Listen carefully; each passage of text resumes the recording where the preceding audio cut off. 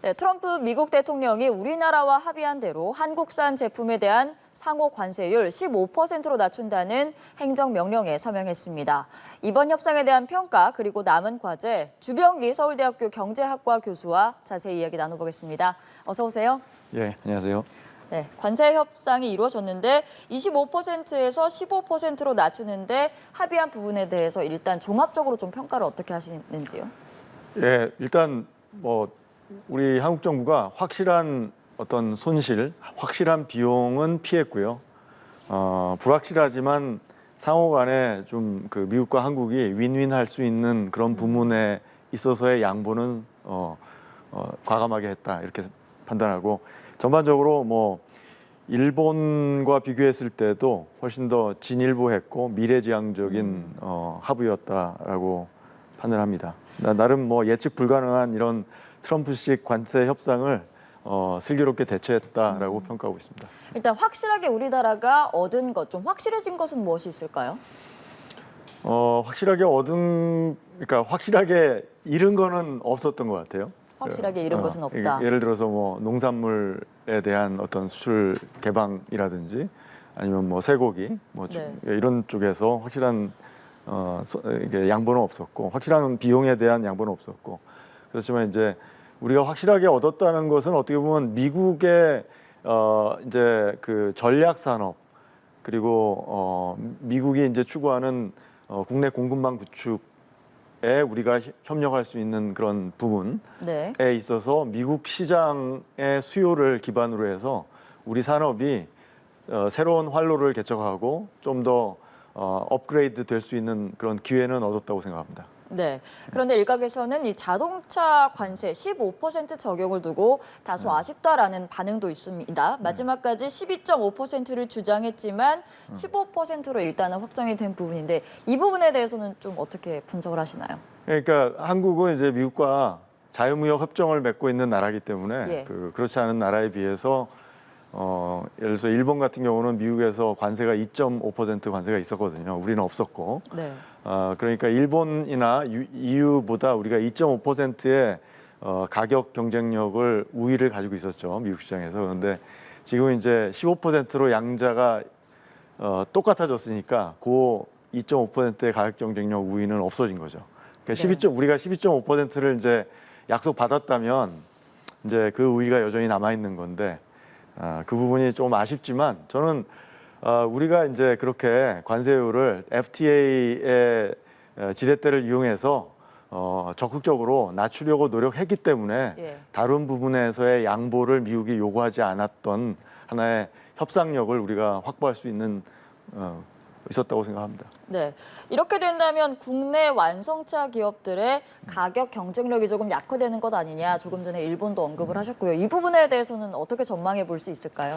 그러니까 일본이나 EU의 자동차 회사들과의 경쟁력 격차는 이제 2.5%의 우위가 있었는데 그게 없어졌잖아요. 네. 근데 그 정도의 이제 충격은 충분히 자동차 회사들이 자체 어떤 경영 전략이라든지 어떤 그 제품의 어떤 품질과 관련된 어떤 변화라든지 예. 타겟되는 제품의 유형이라든지 이런 걸 통해서 흡수할 수 있는 충격이에요. 그 정도는. 그런데 이제 가장 큰 충격은 미국산 자동차와는 15%의 가격 경쟁력의 열의가 발생한 거죠. 네. 근데 이런 문제는 우리나라 자동차에서만 있는 게 아니고 일본도 있고요. 유럽의 자동차 회사들도 똑같이 겪는 어려움이 되겠죠. 구윤철 부총리 같은 경우는 전쟁 같은 협상 과정이었다. 하지만 좋은 결과였다고 자평한다라고 이야기를 했습니다. 교수님께서 보시기에 어떤 이야기들이 좀 귀에 들어오셨나요? 예, 중요한 얘기를 다 한 것 같은데요. 지금 미국이 앞으로 이게 길게 가면 20년, 30년이 갈 수도 있는 이 전략산업 육성과 국내 공급망 구축, 제조업 공급망 구축, 이 과제가 굉장히 어려운 과제예요. 네. 지금 제조업 공급망이 미국이 무너진 상태인데 그게 이제 자유무역 체제 속에서 자연스럽게 만들어진 결과죠. 미국이 자유무역 체제에서 피해를 많이 본 것처럼 지금 얘기가 되고 있는데 최대의 수혜국이에요, 미국이. 예. 미국의 퍼캐피타 GDP가 가장 많이 올랐고 그렇기 때문에 그런데 이제 지금은 이제 전략산업 육성 쪽으로 방향을 틀었기 때문에 그것을 가장 잘 도와줄 수 있는 나라는 한국이나 중국이에요. 그러니까 한 나라가 모든 산업 부문, 그러니까 주요 산업 부문의 공급망을 자체적으로 가지고 있는 나라는 지구상에 많지 않아요. 그렇죠. 예. 한국과 중국이 그런데, 그러니까 한국이라는 나라는 미국 입장에서는 정말 지금 현재 미국이 갖고 있는 세계 전략에서 굉장히 중요한 그 협력국이라고 볼 수 있어요. 그래서 그 아까 말씀하신 뭐 조선이라든지 뭐 반도체, 배터리 그리고 바이오 뭐 보건까지 네.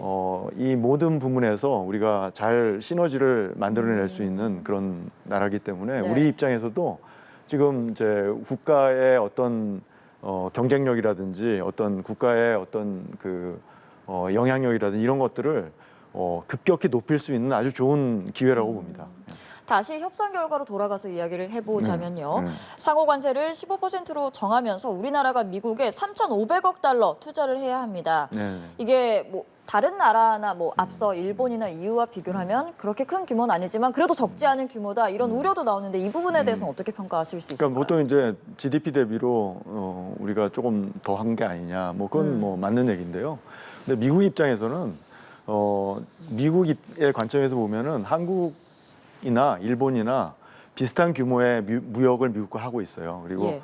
비슷한 수익을 미국으로부터 무역을 통해서 얻고 있어요. 그러니까 미국의 관점에서 볼 때는 그게 중요한 거죠. 얼마나 미국과 거래해서 수익을 얻고 있는가.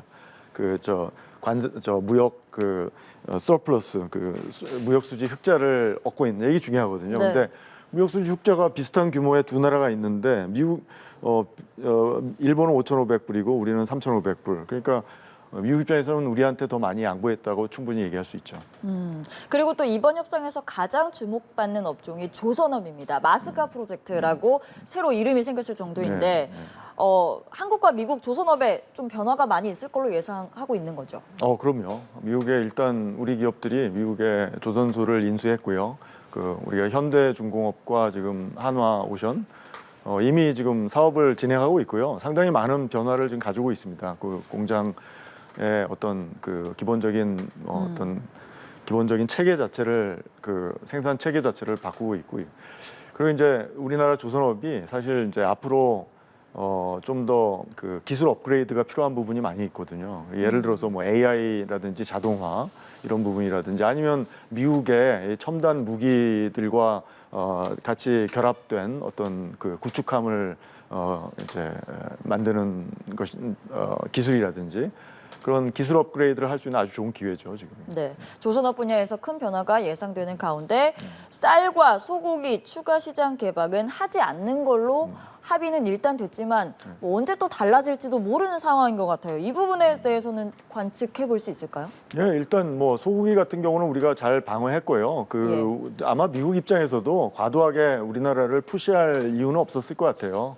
뭐 아까 얘기했지만 이 마스카라든지 여러 협력에서 시너지를 얻을 수 있는 부분이 너무 많기 때문에 우리에게 뭐 과도한 요구를 할 수 없었고, 우리가 또 FTA국이고 관세를 12.5%로 낮춰야 된다 이렇게 강하게 나갔기 때문에 더 요구할 수 없었고, 소고기 시장은 지금 한국이 미국산 소고기의 가장 중요한 시장이에요. 가장 큰 시장이에요. 이미 이렇게 큰 시장이 뭐 소고기 시장 더 개방해서 미국이 얻을 이익도 많지 않고 앞으로 계속 이거는 지켜나가야 된다고 생각해요. 그렇지 않으면 국내적으로 이런 개방으로서부터 발생하는 어떤 이해관계의 조정이 굉장히 복잡한 문제거든요. 그러니까 이런 시장 개방은 최대한 우리가 막아야 된다고 생각합니다.